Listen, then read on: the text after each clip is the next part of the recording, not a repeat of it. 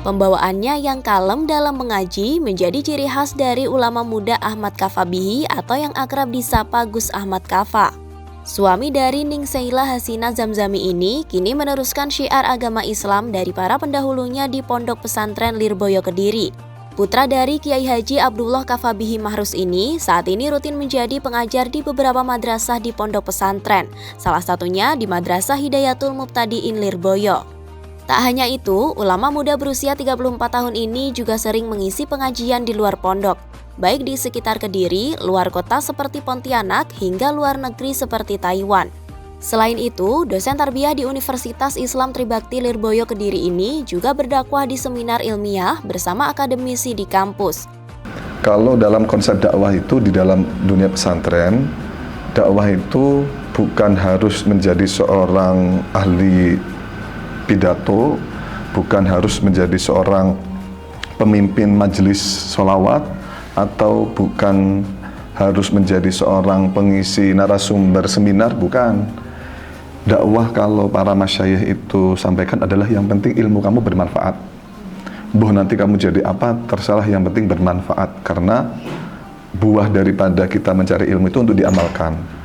Kamu mau jadi guru ngaji TPQ pun gak masalah, yang penting ilmu kamu bermanfaat. Jadi takmir di musola, di masjid pun gak masalah, yang penting ilmu kamu bermanfaat. Itu adalah bagian dari yang namanya dakwah. Besar di lingkungan pesantren tak lantas membuat Gus Ahmad Kaffa langsung mahir dalam berdakwah. Untuk sampai di titik ini, Gus Ahmad Kaffa mengaku harus berulang kali mengalami proses belajar. Berawal dari keterpaksaan, peran orang tua khususnya sang ayah yang paling vokal untuk mendorong Gus Ahmad Kaffa dalam mengaji dan mengamalkan ilmunya. Dia selalu membesarkan hati sang anak agar terus semangat dalam menyebarkan syiar agama, sebab inilah peran yang harus diambil oleh para santri. Pesan ini yang juga terus disebarkan kepada para muridnya agar terus optimis dalam berdakwah. Karena analoginya orang tua saya kayak gini, kayak ada orang sakit, mesti kalau sakit itu kan dibawa ke spesialisnya, ke ahlinya, yakni dokter. Ketika dibawa ke dokter, kok dokternya bilang, jangan saya nggak bisa. Terus ke siapa? Ini anak saya sakit itu ya mesti ya kekhususiannya atau spesialisnya ya ke dokter ini. Kalau sakit ke dokter, masa orang sakit ke tukang ban kan nggak mungkin, ya.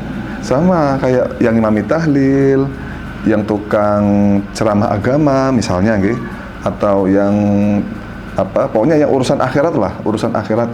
Kalau enggak orang-orang yang pernah belajar ini, itu siapa lagi gitu loh, ya. Maka memang idealisnya untuk orang-orang yang memimpin dalam urusan agama adalah seorang santri. Dalam berdakwah, putra keempat dari 11 bersaudara ini punya metode tersendiri agar apa yang disampaikan bisa diterima dengan baik.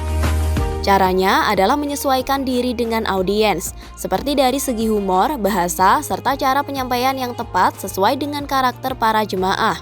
Mengingat jemaahnya begitu heterogen dari berbagai kalangan, mulai dari mengisi pengajian di kalangan anak sekolah, mahasiswa, dewasa, hingga lansia. Yang jelas, yang sekarang saya bisa menikmati karena sudah banyak pengalamannya. Kalau dulu saya egois, saya hanya fokus pada diri saya sendiri, tidak melihat audien dan tidak melihat situasi. Mungkin jog-jognya nggak kekinian. Kalau sekarang lebih improvisasi dengan jog-jog kekinian. Sering lihat apa sih yang sekarang yang jadi ngetren itu apa. Kalau dulu kan terkenal dengan mundur wir gitu ya. Ya kalau dulu saya kasih improvisasi mundur wir.